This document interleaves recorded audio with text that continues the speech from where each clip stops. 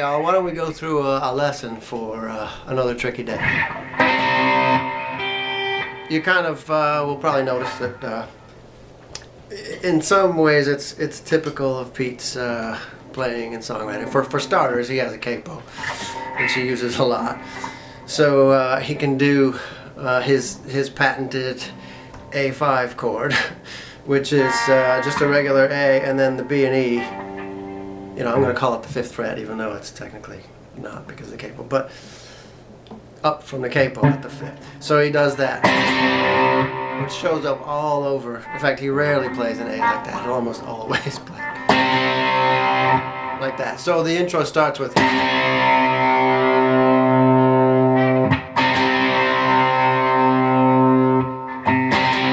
can't always get it when you really want it.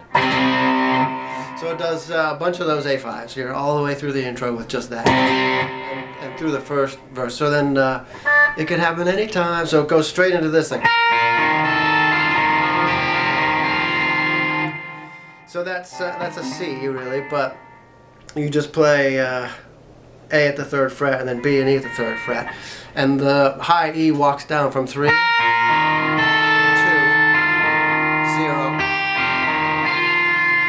The last one is B. It goes, and that's B at the 3rd fret for that last one.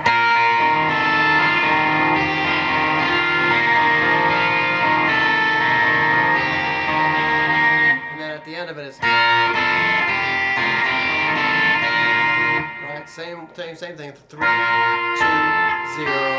then B at the 3rd, and then on the high E, 0, 2, 3.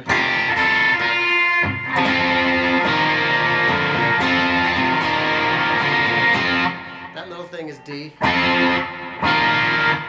That same C, B at E at the 3rd, A at the 3rd.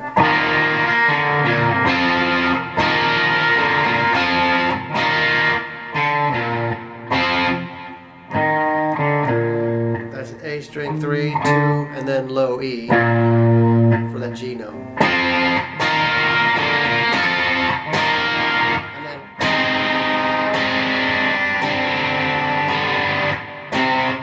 that's F major 7, just an F with the high E open. Then the B is off. This is no social crisis, so that's social crisis. That's an E with the G string suspended, so A, D, G are all on the 2nd fret, then to an E. Back to that A again. Let's start A5. So we're into the next verse, and then now on some of them he'll do that lick, so he'll go when you really want it, you always get it all, and then that's just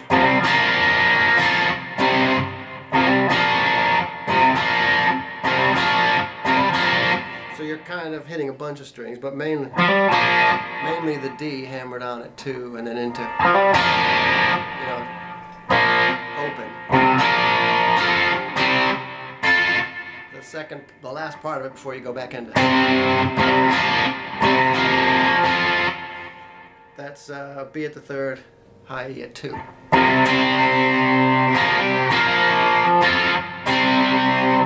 So just, I don't know where he peppers those in, but especially during the outro he does.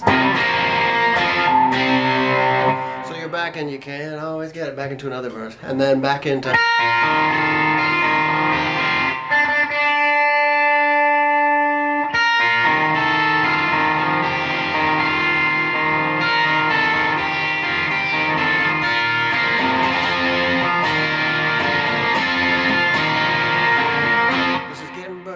The sun, that part. And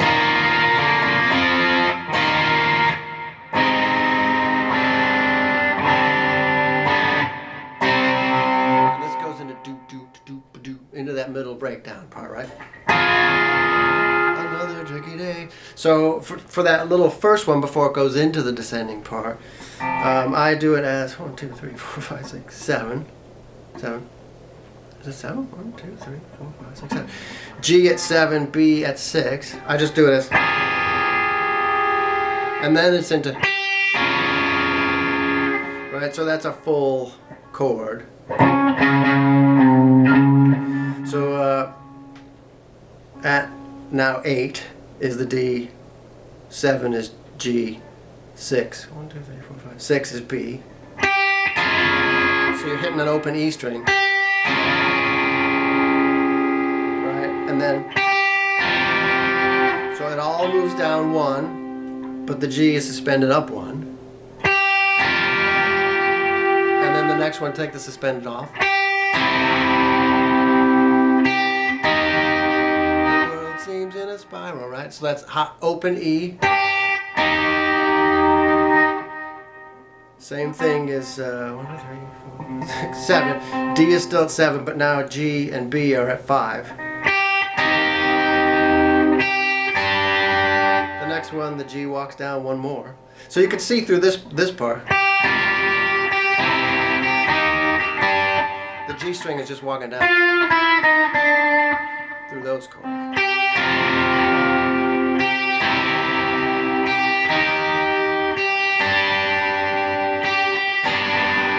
This next one, the D string goes down 1, so you're at 6 on the D, 4 on the G, 5 on the B. All here on the vinyl, that last chord, right? You could actually do it as a full E chord with the A string covered up here.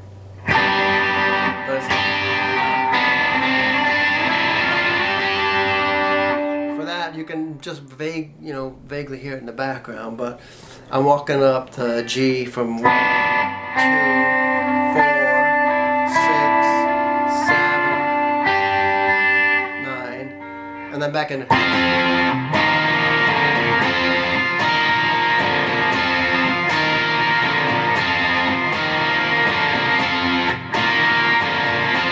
Now after coming out of that, it does, there's no cries. It does an extra one. So I think on the other one it just goes. But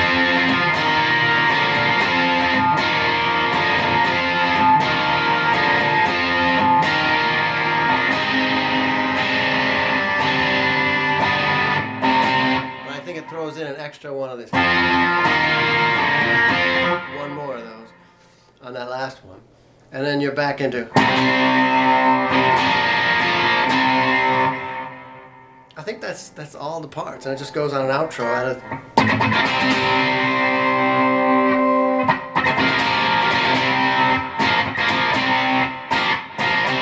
Let's just take off the bar finger on your A.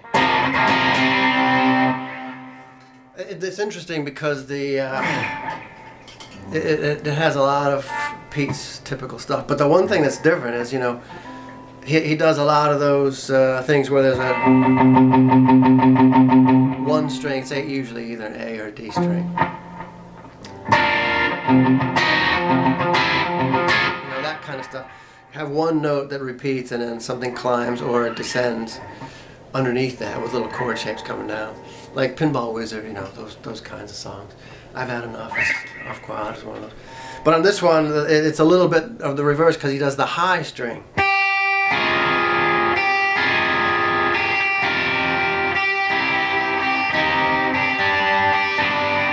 So it does the high string and then the chords sort of above it, as opposed to a low note and then the higher chords above it going up.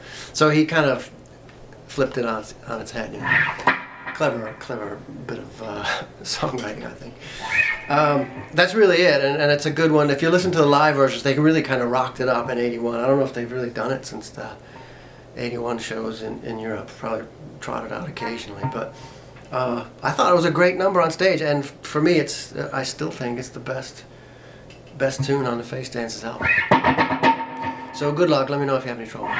It's a pity there's no guitar solo in it, but that's also kind of typical of Pete.